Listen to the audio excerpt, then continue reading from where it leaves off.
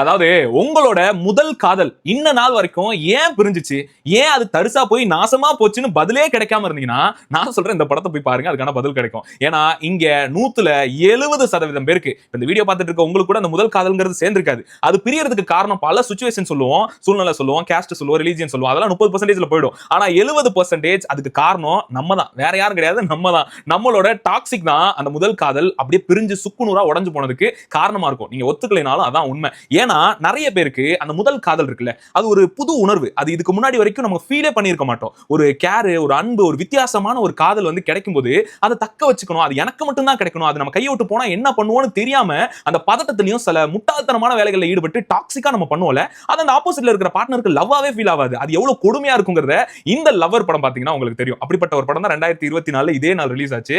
அன்னைக்கு பிரேமலும் வந்துச்சு. அது ஒரு நல்ல அழகான படம். ஆனா அதை விட லவர் ரொம்ப ரியலிஸ்டிக்கா காமிச்ச படம்னா இந்த லவர்னு சொல்லுவேன். எங்க வேணாலும் வந்து சொல்லுவேன், இது ஒரு சூப்பரான படம். இன்ஃபேக்ட் இன்னும் நிறைய பேரு அந்த படத்துல வர்ற கேரக்டர் மாதிரியே ரியல் லைஃப்ல நடந்திருப்போம். ஆனா ஏத்துக்க மாட்டோம். நான் தான் அந்த அருண்னு சொல்ல அவ்வளவு கஷ்டமா இருக்கும். நான் சொல்றேன், என்னோட முதல் காதல்ல நான் தான் அந்த அருண். நீங்க ஒத்துக்கிறீங்களா? ஒத்துக்கும் போதுதான் உங்களுக்கு நீங்க டாக்ஸிக்கா இருந்தது புரியும். அது வரைக்கும் உங்களால வாழ்க்கையில காதலே பண்ண முடியாது.